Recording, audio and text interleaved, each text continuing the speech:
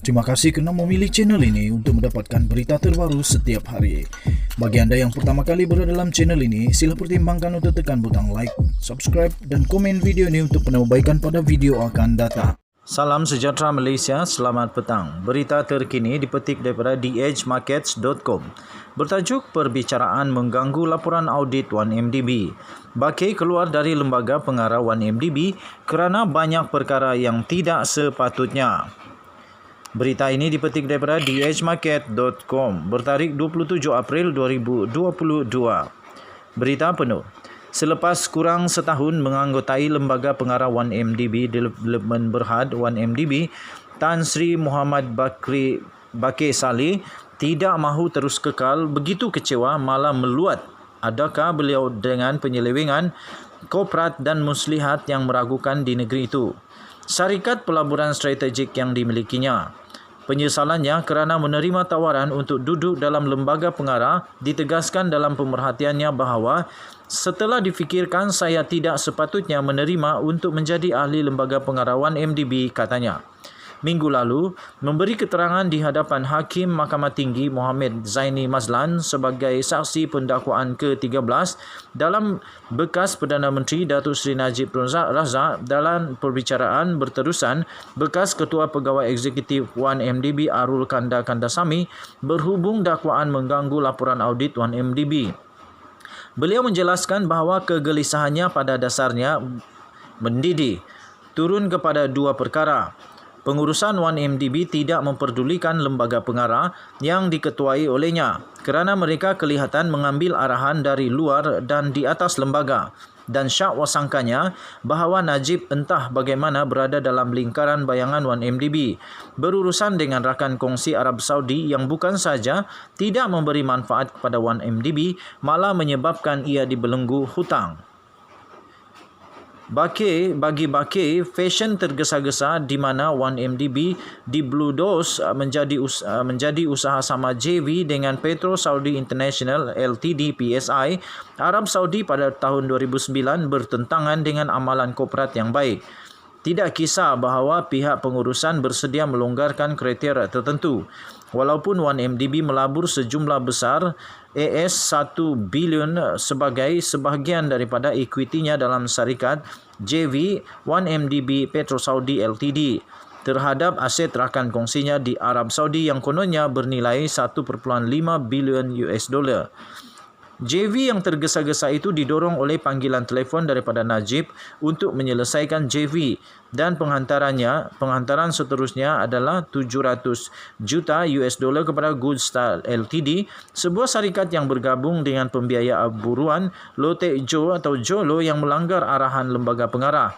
Diketuai beliau meletak jawatan sebagai protes. Diperiksa balas oleh Peguam Najib, Peguam Kanan Tan Sri Muhammad Syafiq Abdullah mengenai perkara yang berkisar terutama mengenai perjanjian JV antara 1MDB dan PSI pada tahun 2009, Bakir memberi keterangan bahawa lembaga pengarah 1MDB hanya dimaklumkan mengenai cadangan JV itu pada mesyuarat lembaga pada 18 September 2009, di mana lembaga pengarah menetapkan 4 syarat untuk perjanjian itu berlaku. Nombor 1, menjalankan usaha wajar ke atas PSI.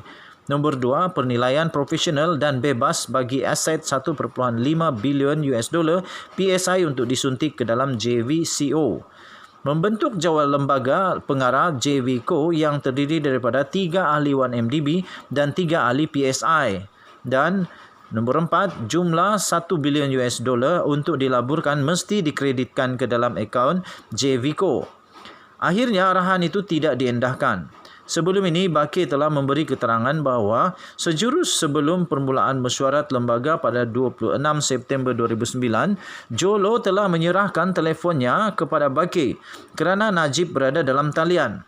Najib mengarahkan Bakir untuk menegaskan keputusan kerana beliau berkata bahawa perjanjian JV telah berjalan untuk beberapa lama dan bahawa ia adalah inisiatif kerajaan ke kerajaan dan bahawa beliau mahu menyaksikan majlis menandatangani perjanjian dengan PSI. Pengasas bersama putera Turki Abdullah menjelang akhir September. Selepas perjanjian JV ditandatangani, PSI memaklumkan 1MDB bahawa suntikan aset sebanyak 1.5 bilion US dollar ke dalam JV Co memerlukan pendahuluan sebanyak 700 juta US dollar untuk 1MDB, yang bermaksud 1MDB berhutang PSI.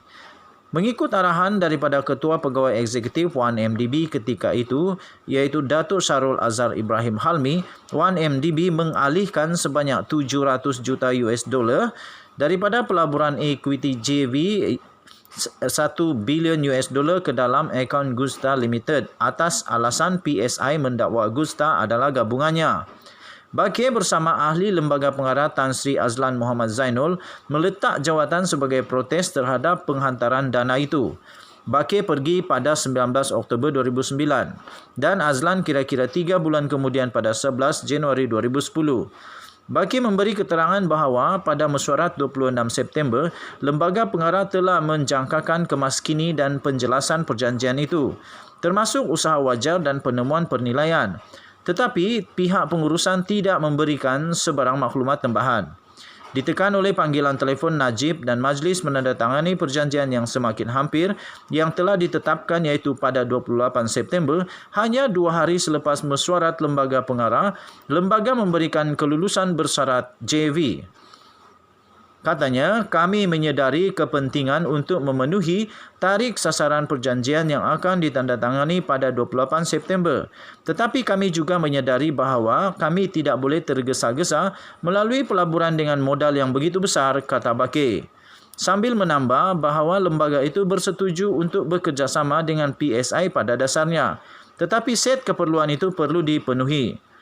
Bagaimanapun, tiada apa yang dilakukan malah pada masa dia berundur daripada Lembaga Pengarah. Masanya, Syafiee menunjukkan percanggahan antara kenyataan Najib semasa panggilan telefon bahawa perjanjian JV telah berlangsung untuk sudah lama dan keterangan Bakir bahawa Lembaga Pengarah hanya menyedari perjanjian itu pada 18 September. Dia bertanya sama ada Bakir telah diperbetulkan oleh Najib. Katanya, kata Bakir, saya mengambilnya kerana dia sangat tahu. Itulah cara saya mentafsirnya. Nak balik dan beritahu dia yang kami baru kenal seminggu sebelum itu tidak terlintas di fikiran saya kerana maklumat itu datang daripada Perdana Menteri. Dengan faedah difikirkan semula, kami boleh berkata apa saja, ia sangat hipotesis, kata Bakir. Tetapi dia bersetuju dengan Syafiee bahawa pengurusan mungkin telah membincangkan perjanjian itu sebelum membentangkannya kepada Lembaga Pengarah. Syafiee juga memastikan bahawa dalam panggilan telefon itu, Najib telah membentangkan senarai keinginan beliau untuk menyaksikan majlis menandatangani perjanjian itu tetapi tidak mengarahkan lembaga untuk meluluskan resolusi. Bakir bagaimanapun tetap berdiri teguh. Sekian berita, salam sejahtera Malaysia. Jangan lupa tekan butang subscribe, like dan share. Denyut nadi suara rakyat bergema di channel ini. Kita jaga kita. Tahniah diucapkan kepada Malaysia. Bye-bye.